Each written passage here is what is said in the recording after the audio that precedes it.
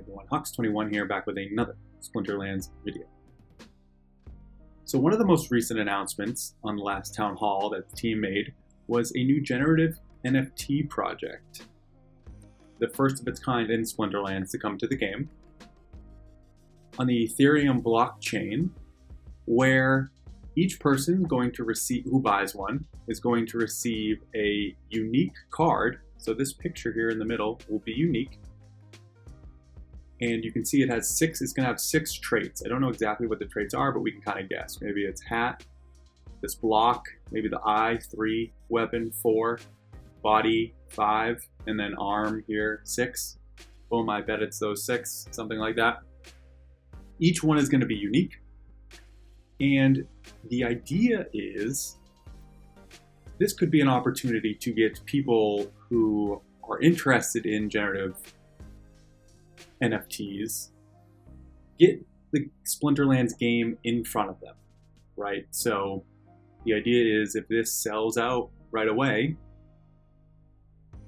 gets to the top of OpenSea, there's going to be this whole new swath of people who are kind of our target audience, right? Because they're in OpenSea, they're interested in NFTs, they're already familiar with operating blockchain-based stuff.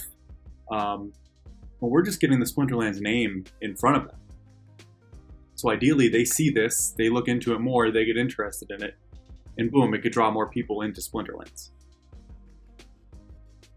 So I didn't want to make a video about this until I had all of the details, because from a personal perspective, I thought it was a high reward, low risk opportunity or project. That being, the low risk is, right, they put it out there, people in Splinterlands buy it, no one really notices, and it's just this new card that comes into the game, right? There's not a lot of downside to that. So that's why I thought, it's low risk. Even if this doesn't work, I think this is the type of gamble the team could make. And the upside's big, right? People go crazy for these things. I'm personally not one of them, but it's hard to have been in crypto or the NFT space at all and not know about, the massive run-ups we've seen in, Bored Ape Yacht Club, crypto punks, those types of things. Now, I'm not saying that this is going to be that, but it's sort of trying to tap into that ecosystem. So the reward is certainly high. What are the chances that this leads to some sort of explosion? I'm not exactly sure. But now we get to the release of the actual card itself. So all of the cards are going to have the same abilities and the same statistics. It's the picture that's going to be different. And on top of that, right, you're going to have access to be able to use this picture, and it's going to become, you can use it as your in-game profile picture. You can make it your Discord picture. Like, they want people utilizing this image. You're going to have licensing rights to it, so you can actually even monetize the image itself. Not the card, but the image. So I was originally going to stay away because, again, it's just really not for me. It's not what I like. It's kind of like what Aggro said. People go nuts about it, but it's not for him. But then I saw the card. This card is nuts. So just looking up here at the abilities, right? Not the abilities, sorry, the stats. 4 attack, a shield, 5 health, 1 speed. So when I first saw that, 1 speed's a turnoff, right? Oh, and neutral. This is very important. It's a neutral card. So 1 speed's obviously a turnoff. I was thinking, okay, I see. This is going to be a reverse speed absolute demon.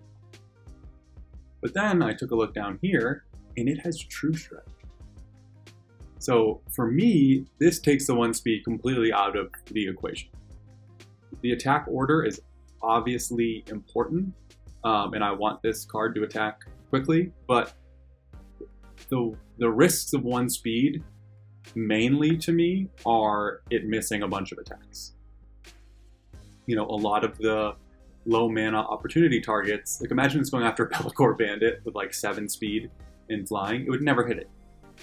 But the True Strike, okay, now I'm very interested. On top of that, we have Reflection Shield. So the only way to target this monster really is with opportunity attacks, assuming you put it in the right position, right? You don't want to put this first. You don't want to put this last where it could get hit by sneak.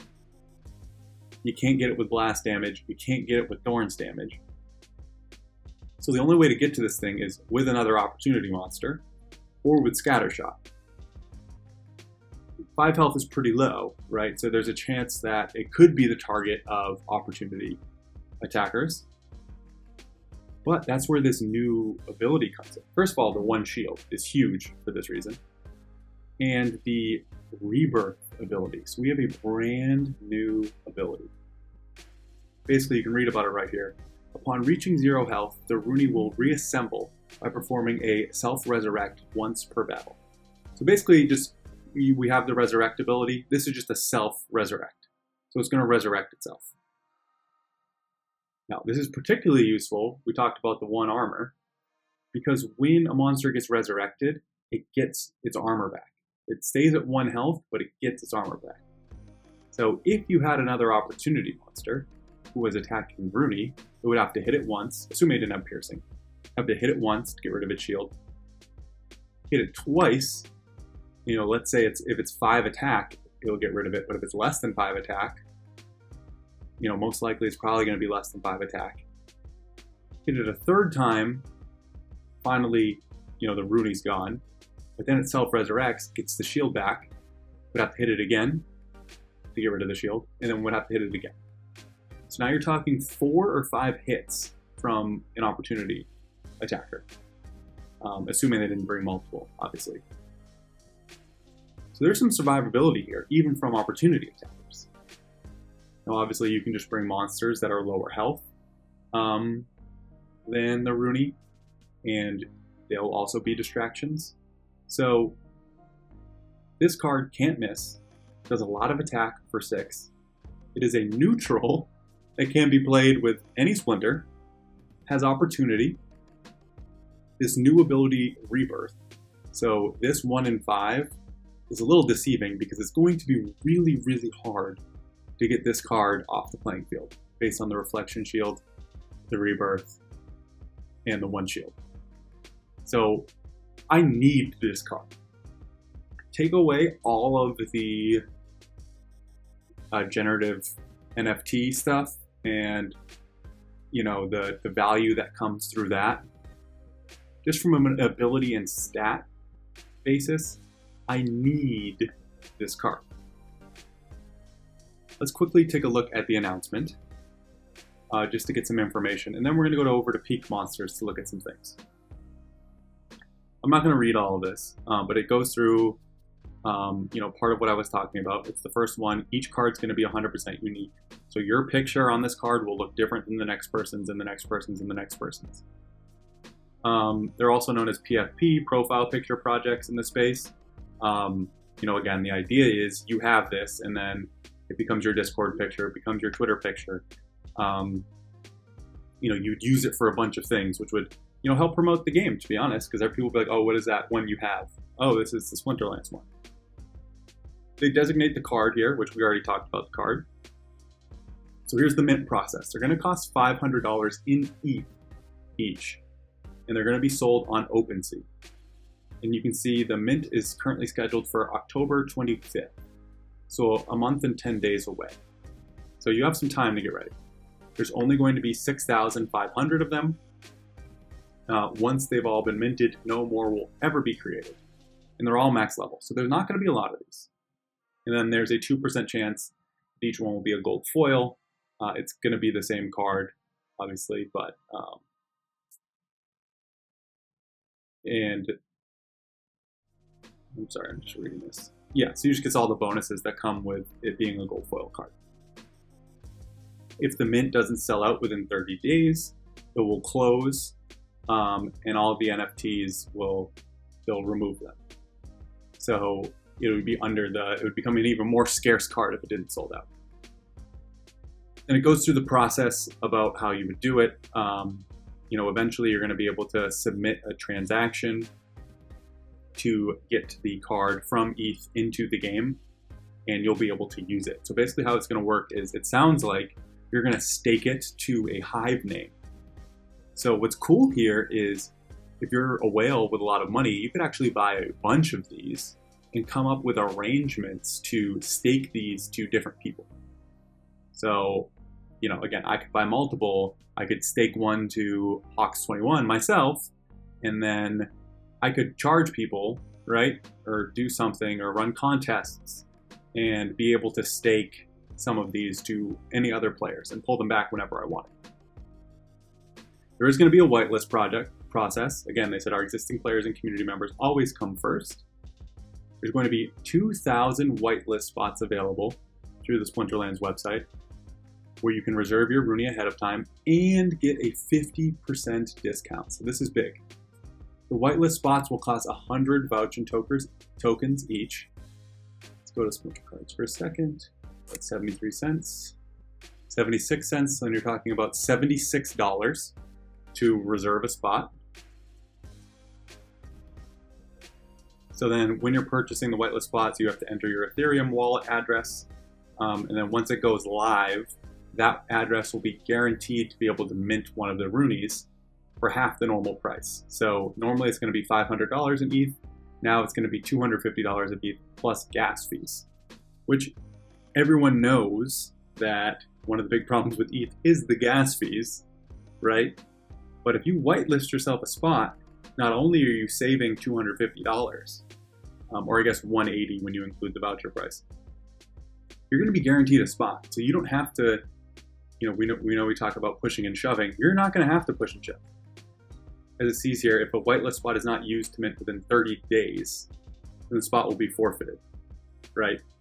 So you have 30 days to mint this. So if there's a huge rush and everyone's pushing and shoving who didn't get a whitelist spot to buy this, you can sit back, wait for the dust to settle, and find the opportune time when gas fees are low to make this purchase. So outside of, 50% discount, getting a whitelist spot could help save you money on some gas fees as well. So then they talk about this staking process. I'm not going to go through all this yet. Once I get there, I'll have a video on this. We're still too long away for me to talk about this. Here's the licensing. Again, you get full commercial use of the NFT, the artwork and graphics for your Rooney.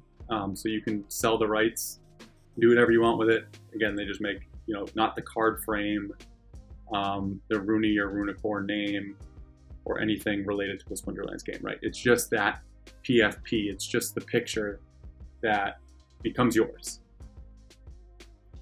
Okay. So let's quickly go to Peak Monsters for a second. Let's do this. So we said, what was it? $76 plus $250. Let's just say plus another 10 for gas fees, because that would probably wait. Then it's a max, so divided by 11. So we're talking about $30 per BCX. So let's quickly go to modern, legendary, regular. Where would this come in from a cost perspective? So we're talking below all of these, right? We're talking for the cost of a Lens Master for a BCX. You could get this card. Below all of these. I mean, these are obviously good cards, but this card's just as good. Dragon Jumper. Price has actually fallen a bit. But the cost is going to be below the Dragon Jumper. Obviously, the Dragon Jumper has Stun, which could give this card some trouble, but it's a perfect example of, at the highest levels, even though it has the 5 damage, if you're not nerfing the Dragon Jumper's damage, it's going to have to hit it 1 time, get rid of the shield, 2 times, eliminates it, self-revive 3 times, 4 times. It's 4 hits that the Dragon Jumper is going to waste on the Rooney. And that's assuming you're not able to get the Dragon Jumper to the front or eliminate the Dragon Jumper by yourself. So yeah, it's going to fit in nicely sort of right here. So the cost is not like insane. You're not spending top dollar to get this. You're spending about what good legendary cards cost in this game. So from that perspective, I'm happy with it, right? Because that it doesn't even include the added benefits that I'm talking about, where the demand for a PFP project could, even outweigh the card's skills and abilities. So comparing it to other monsters, I like it. I would pay this price if this was here for that card, 100%. A neutral opportunity monster that can revive itself, yes please. And let's quickly, to wrap it up, go to the summoners, and let's see if we can talk about some modern summoners that this would fit well with. Let's see, Tarsa, for example, boosting the damage, giving it some health, awesome. Giving this thing piercing would be great, right? An opportunity monster, neutral. Yeah, I love this with piercing. Giving it additional shield, not really. Like 1 speed, for example, or Pyre, not that great. Giving it divine shield would be awesome. Giving it flying would be awesome. It's already hard to get rid of, right? And now all of a sudden, you have a 25 extra chance to miss, or you have to hit it a whole other time. And when it revives itself, the divine shield comes back. So you'll have to hit it 2 more times. Lowering your opponent's speed would be useful. The void armor would be useful. So if it was to get up to the front, right, it would eat a magic attack. Poison would be awesome, right? So with Waka, part of the benefit of poison is you want to spread out your attacks to hopefully poison a bunch of your opponent's monsters. So having opportunity monsters that can play with Waka is a good thing. Chancius would be great. I think a Resurrect would trigger first, it said. So can you imagine you resurrect the Runi, and the Runi resurrects itself. All the while you could be triaging it and repairing it. That's great. 2 additional shield certainly helps. Going from 1 to 2 shield isn't that great, but then all of a sudden you get it to 3 shield, then it's more likely it could eat an attack and still have a shield left. And then obviously blast damage would be great with this opportunity monster. And then Kitty, giving it more speed is good. It already has a true strike, so not the best with Kitty, but just giving anything 2 speed. It's why Kitty's part of the reason why Kitty's so great is good. And then Yasik too, right? Giving it 2 additional speed, as we said. 2 speed is going to be great with basically any monster outside of reverse speed. But then the piercing with Yasik is pretty crazy. So I lied. Last thing we're going to do really quickly, get rid of this. And then we're going to type in opportunity, just to get a sense, right, of what opportunity monsters are available. This is obviously really expensive, but you can now get 3 opportunity monsters, and let's do this real quick. You could now have 5 opportunity monsters with fire. I'm sure you've gone up against those games where you have a bunch of opportunity monsters attacking at once. It is really annoying. So here, this plus the Deep Lurker is going to be so much fun to use. The Feasting Seaweed is pretty expensive. But again, you can get 5 here. Less excited about it here. It's just pretty crazy. This is another neutral opportunity monster. With the Celestial Harpy, again, it's only 6 mana, so there's going to be a lot of times you're going to be able to combine these 2 together. Lyra with a nice little speed boost and maggots plus this. That would be a nice 3 opportunity monster attack. And then obviously Dragon. You have the Dragon Jumper. And you have Dragon, you play with the other Splinters, and you can use all those other opportunity monsters. So this is just going to enter the fray and combine with a lot of other great opportunity monsters, given its neutral status. And it's going to be able to do a ton of damage and cause a lot of problems for your opponent. So to wrap it up, I would say I went from pretty neutral on this idea. Again, low risk, high reward. I was happy they were doing it, but I was pretty confident I wasn't going to buy one. But now that I see the stats and abilities, I need this card. Just from a standalone point of how good it is and what the cost is going to be, I think it's 100% worth it. So I'm going to make sure I get a whitelist spot. Let me know what you guys think about this card. Am I off? Am I missing something? But I think this card is going to be absolutely incredible. So I'm going to stop it there. If you enjoy this type of content, it would be awesome if you could like and subscribe. Our YouTube is quickly growing. You can also find me on Twitter or in my Discord if you want to reach out and say hello. All right. Hope you're enjoying all the news coming out of Splinterlands, and I will talk to you soon.